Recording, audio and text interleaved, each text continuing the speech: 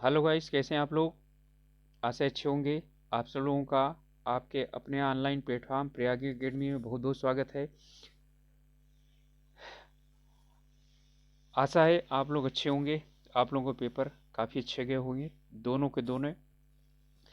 लोक सेवा आयोग उत्तराखंड द्वारा आज ईओ और टैक्स एवं रेवेन्यू इंस्पेक्टर जो नगर पालिकाओं के लिए किया जाना था, उसकी भर्ती परीक्षा आयोजित की गई। दो पाली में सुबह सामान्य हिंदी और शाम के मीटिंग में सामान्य ज्ञान की परीक्षा हुई थी। तो हम लोग उसी के प्रारंभिक पर यानी जो पहला पेपर हुआ है प्रातः काल में सामान्य हिंदी, उसका ही सलूशन लेकर के उपस्थित हुए हैं। तो चलिए, पेपर तो बहुत अच्छा आया था। अब देख लीजिए आप लोगों को कितना कितना सही हुआ है, आप लोग टैली कर लीजिए। तो आपका पहला प्रश्न शुरुआत करते हैं। जिस स्त्री को उसके पति ने छोड़ दिया हो उसे कहते हैं परित्यक्ता। ठीक है।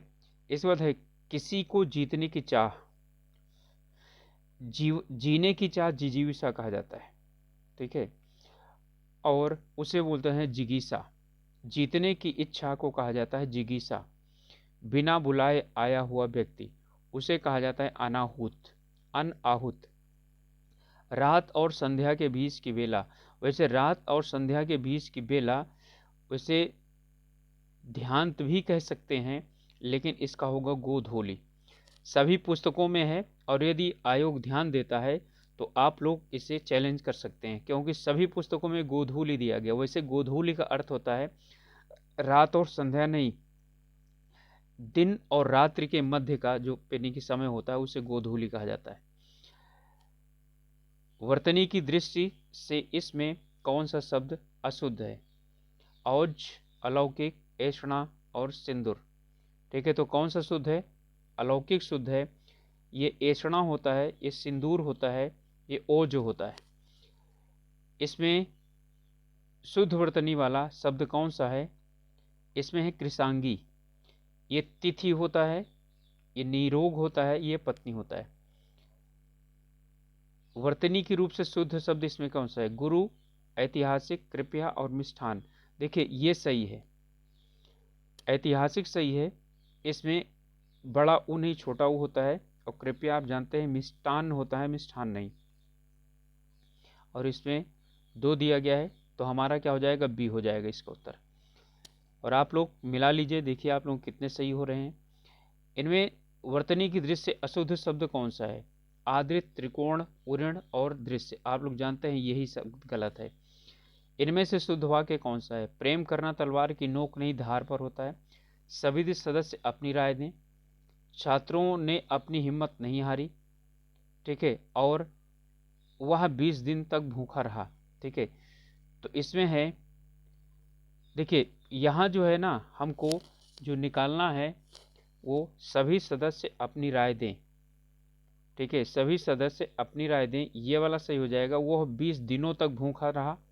यहाँ पर छात्रों ने अपनी हिम्मत नहीं हारी, या छात्रों ने हिम्मत नहीं हारी।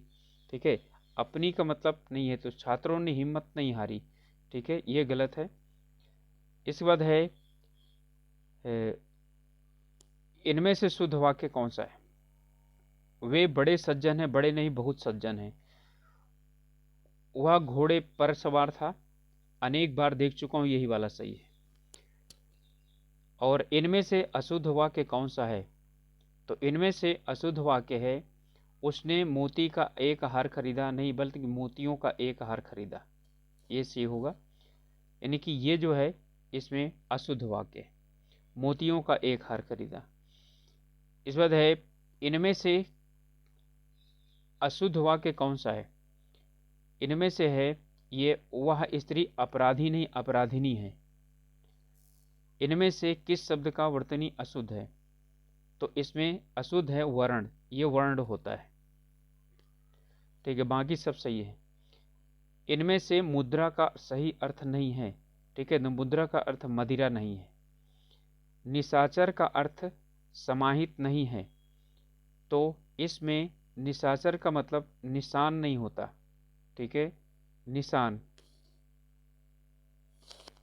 चोर भी होता है, प्रेत भी होता है, राक्षस भी होता है। क्षण भर में नष्ट होने वाले को कहते हैं क्षणभंगुर। और ये सीरीज सी है, ठीक है, यहां देख लीजिए, यहां लिखा हुआ है, ये सीरीज सी का सलूशन है। एक आंख से देखना, एक आंख से देखने नहीं, सबको समान मानना, तो सबको समान मानना। बगुला भगत होना, इसका मतलब है पाखंडी होना, यानी दिखावा करने वाला व्यक्ति। चापलूस व्यक्ति नहीं, दिखावा करने नहीं, पाखंडी। आंख के अंधे गांठ के पूरे, और ये कई बार मैं करवा चुका हूं इसको, तो ये है, इसमें ज्यादातर प्रश्न जो हैं वो करवाए हुए आए हुए हैं। इसमें मूर्ख धनवान व्यक्ति। इसके बाद अगला है, इनमें से यानी कि अधूरी लोकोक्ति की पूरी करना है। जहां देखी तवा परात वहीं गुजारी सारी रात, ठीक है, ये है, वहीं गुजारी सारी रात। पट्टी पढ़ाना, पट्टी पढ़ाना का मतलब होता है बुरी राय देना। पट्टी पढ़ाना का मतलब बुरी राय। कुआं खोदना मुहावरे का यानी सर्वाधिक ये, तो कुआं खोदना का मतलब जो किसी को कुआं खोदता है उसको खाई यानी कि मिल जाती है, तो क्या चीज़ है, हानि पहुंचाने का यत्न करना।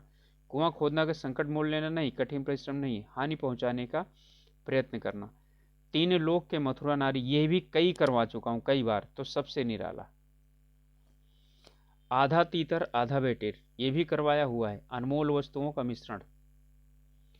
जब वाक्य लिखते समय कोई ऐसा पद जो उस वाक्य में आना आवश्यक है लेकिन छूट जाता है, तो उसके लिए क्या प्रयोग करते हैं, तो उसके लिए प्रयोग करते हैं कौन सा, हंस पद चिन्ह। द्वंद्व समास के बीच में कौन सा चिन्ह प्रयोग करता है, योजक चिन्ह। और रेखिका नहीं, योजक चिन्ह प्रयोग होता है। दो या अधिक समान स्तरीय पदों को अलग दिखाने के लिए अल्प विराम चिन्ह का प्रयोग किया जाता है। इनमें से विवरण चिन्ह कौन सा है, तो विवरण चिन्ह है ये। अशुद्ध वर्तनी वाला शब्द है स्वादिष्ट, जटायु और कलयुग और आध्यात्मिक, यही गलत है बी वाला। स्वादिष्ट होता है, स्वादिष्ट नहीं, ठीक है, स्वादिष्ट नहीं, स्वादिष्ट होता है।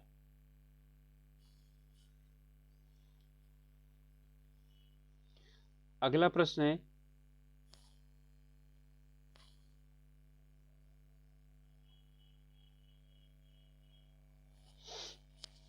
चटमंगनी पटब्याह लोकोक्ति का तात्पर्य क्या है, यानी तुरंत कार्य हो जाना, तो तत्काल कार्य हो जाना।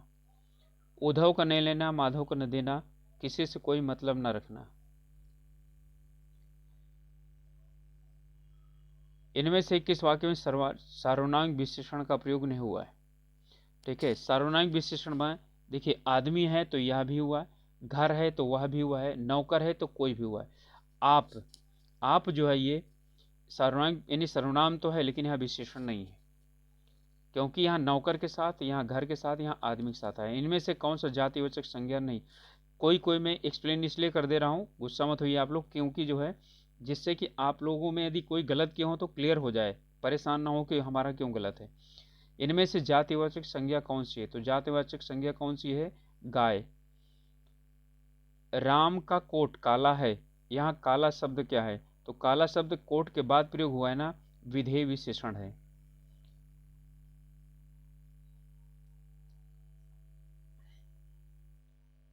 विशेष से विशेषण को ही क्या कहा जाता है, विशेष से विशेषण, ये नहीं है, विशेष से विशेषण कोई नहीं होता है। विशेष से और विशेषण जो है ना वो संबंध होता है। राम बहुत तेज विद्यार्थी है, तो यहाँ पर क्या है, प्रविशेषण कौन है, तो प्रविशेषण है बहुत। इनमें से किस वाक्य में क्रिया का आकर्मक रूप प्रयोग हुआ है, ठीक है। नौकर पानी भरता है, पुस्तक पढ़ता है, फुटबॉल खेलता है, रस्सी ऐंठती है। पानी शब्द इनमें से संज्ञा का उदाहरण है। पानी शब्द कौन सी है, तो पानी शब्द द्रव्यवाचक संज्ञा है, जिसे नापा तोला जाता है द्रव्यवाचक होती है। कर्म कारक का चिन्ह क्या होता है, को होता है। इनमें से किस शब्द का प्रयोग हमेशा एक वचन में होता है, तो इनमें से हमेशा एक वचन में होता है डी का, यानी सोना का, ठीक है। तो सोना का जो है एक वचन में प्रयोग होता है।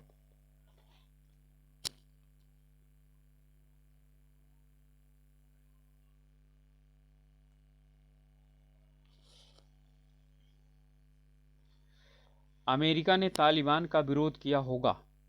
ठीक है, ये भूतकाल का कौन सा है? तो ये है संदिग्ध भूतकाल। इनमें से पुल्लिंग शब्द है, तो पुल्लिंग शब्द कौन सा है? चंद्रमा है। वह चोर से डरता है। ठीक है, तो डरने के लिए कौन सा आता है? अपादान कारक आता है। कभी भी इसमें जो है ना आप लोग करण कारक मत लगाइएगा। इनमें से गुणवाचक विशेषण से युक्त है। देखिए, ढाई, दूना और कोई, ये सब क्या है? यह तो परिमाणवाचक है, यानी कि ये संख्यावाचक है, और ये बलवान शरीर, यही क्या है? गुणवाचक है। इनमें से वर्तमान काल कौन सा होगा? दिन रात परिश्रम करने वाला छात्र ही परीक्षा में उत्तीर्ण होता है। ठीक है सुरेश, ये वाला नहीं है, ये वाला भी नहीं है, ये वाला भी नहीं है। भारत उस घटना को भूल चुका है। ठीक है, ये क्या है? भूल चुकना, भूल चुका है, चुकी है, चुके आते हैं। यह है पूर्ण वर्तमान काल। ठीक है, पूर्ण वर्तमान काल। और यदि चुका था, चुकी थी, चुके थे आता है तो होगा वो पूर्ण भूतकाल। तो हमारा उत्तर हो जाएगा डी। शब्दों का संक्षिप्त रूप लिखने के लिए प्रयुक्त होने वाला चिन्ह क्या कहलाता है? तो लाघव चिन्ह कहते हैं उसको। जो कमाएगा वही खाएगा, तो यहां पर क्या चीज है? ये आपका संबंधवाचक है। मानस का जो निर्मित विशेषण है वो क्या है? मनस्वी।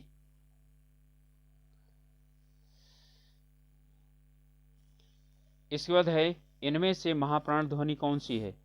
तो महाप्राण ध्वनि इनमें से है दूसरी और चौथी, तो इच्छा हो गया। इनमें से कौन सी ध्वनि कंठ नहीं है? तो कंठ कौन सी नहीं है? ई नहीं है। लुंठित व्यंजन कौन सा है? रा है। इनमें से कौन सा व्यंजन महाप्राण है? तो महाप्राण, और महाप्राण यहां पर भी आया, तो पा फा भा, चौथा। इसके बाद है, इनमें कौन सा कथन यानी कि असत्य कथन है? ध्यान रखिएगा। अनुस्वर पृथक ध्वनि है, बिल्कुल है, इसलिए इन्हें अयोगवाह कहा जाता है। अनुस्वर का उच्चारण गुरु होता है, बिल्कुल होता है। अनुनासिक पृथक ध्वनि है, बिल्कुल है। ठीक है, लेकिन अनुनासिक का उच्चारण गुरु होता है, ये गलत है। ठीक है, अनुनासिक का उच्चारण गुरु होता है, ऐसा गलत है। इनमें से अघोष वर्ण है, तो इनमें से अघोष वर्ण है हमारा था।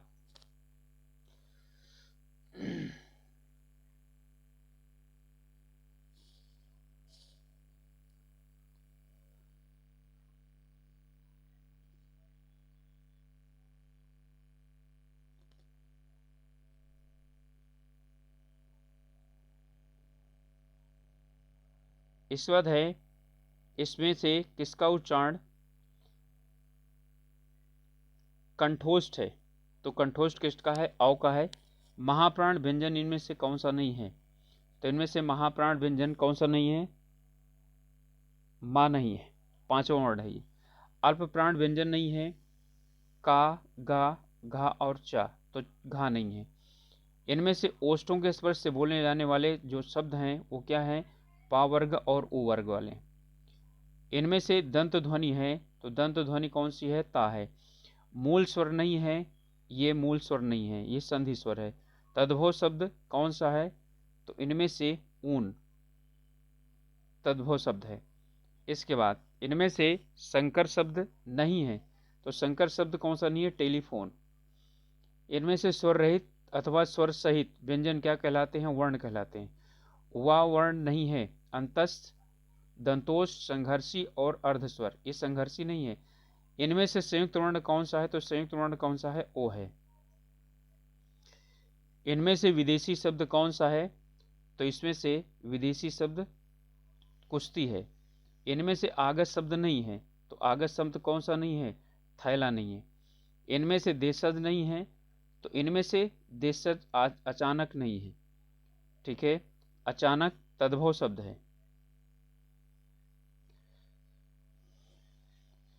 इसके बाद है परिकूट रूप जो है, परिकूट का तद्भव रूप कौन सा है? तो परिकूट का होता है परकोटा। देशज शब्द इसमें से कौन सा है? तेंदुआ। चे और अनचयन में कौन सी संधि है? अयादि संधि। आजन्म में अव्ययीभाव समास। प्रत्यक्ष में प्रति उपसर्ग है। हिंदी तर में प्रयुक्त प्रत्यय है, तो हिंदी और इतर है, ठीक है, तो हिंदी और इतर, तो यहाँ इतर नहीं है, इतर। जिस समास में अंतिम पद प्रधान होता है उसे क्या कहा जाता है? तत्पुरुष समास। उच्चारण शब्द में संधि विच्छेद है, तो उच्चारण में होता है उत धन चारण, तो कौन सा है? उत धन चारण, सी उत्तर होगा। इनमें से किस शब्द में आप प्रत्यय का प्रयोग हुआ है? पाप में नहीं, साप में भी नहीं, नाप में नहीं। ये मिला से बना है, मिला से बनता है मिलाप, मिला और आप, तो बना मिलाप। और ये मिला जो है वो क्रिया है, ठीक है, इसलिए वो क्या हो जाएगा?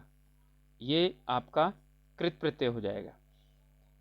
इनमें से अशुद्ध अशुद्ध प्रत्ययों का प्रयोग होता है, तो यहाँ बुद्धिमान से बुद्धिमती, आयुष्मान से आयुष्मती, श्रीमान से श्रीमती, लेकिन बलवान से बलवती होता है ना, बलमती नहीं, तो यही उत्तर हो जाएगा हमारा।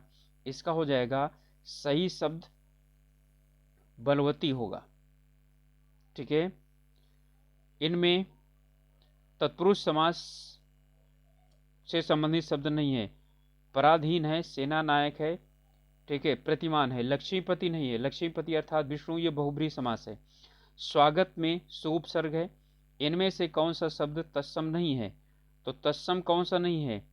ठीक है, इसमें गयंद तत्सम नहीं है। चरण भी है, अक्षर भी है, माता भी है।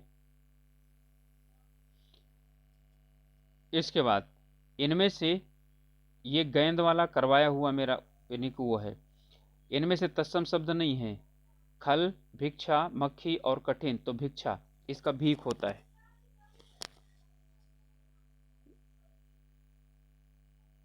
सॉरी, यहां पर जो पूछ रहा है, ये पूछ रहा है तत्सम शब्द नहीं है, तो खल भी है, भिक्षा भी है, मक्खी भी है, क्यों नहीं है? कठिन नहीं है।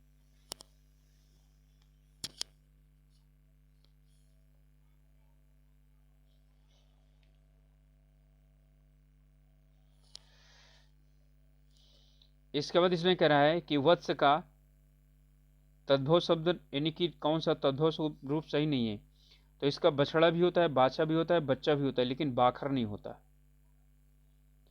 ज्वार का विलोम शब्द क्या होता है? तो ज्वार का होता है भाटा। निकम्मा शब्द का विपरीतार्थक शब्द क्या होता है? कर्मठ।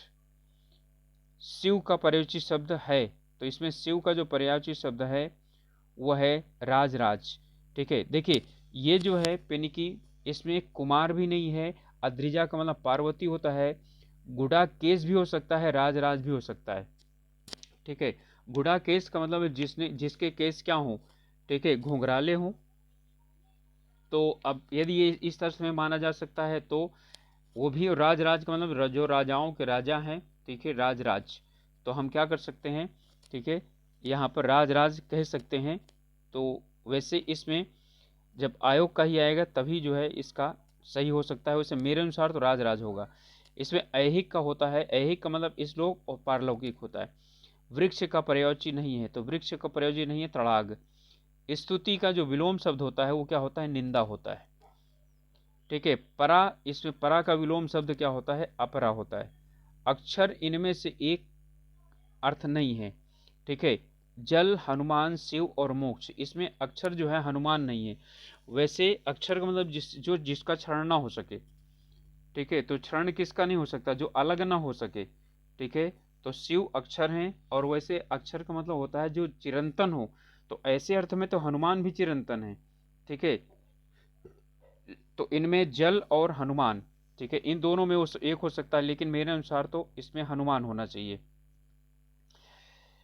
अनेक शब्द हरि, तो हरि का इसमें एक अर्थ है, तो यहां पर हरि का जो अर्थ है वो अग्नि है।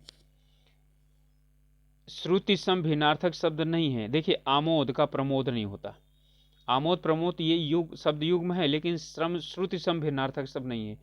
अमूल, अमूल्य, अयुक्त, अयुक्त और अरि अरि, यानी जिसको सुनने में एक जैसा लगता हो, तो आमोद प्रमोद बिल्कुल नहीं एक जैसा लग रहा है। निर्माण और निर्वाण, निर्माण का मतलब बनाना और निर्वाण का मतलब मोक्ष, तो क्या हो जाएगा? ये बनाना और मोक्ष हो जाएगा। अतल का सर्वाधिक उपयुक्त समश्रुत भिन्नार्थक शब्द है। अकल नहीं होगा, ता से ही संबंधित यदि कोई शब्द मिल जाए तो हम हो जाएगा। अतल और अतन भी हो सकता है, अतल और अतुल, तो इसका सबसे ज्यादा हो जाएगा अतुल, सबसे अच्छा हो जाएगा अतुल, क्योंकि ता और ला दोनों में है।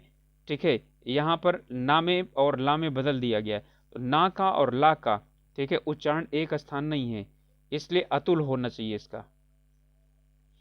इस वजह से नाग का इनमें से कौन सा अर्थ द्योतित नहीं होता?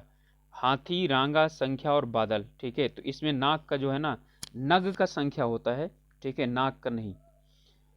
इनमें से जलस का समानार्थी शब्द कौन सा है? हाथी, पक्षी, कुशेषय और रंग। ठीक है, तो इसमें समानार्थी शब्द कौन सा मालूम है? कुशेषय है।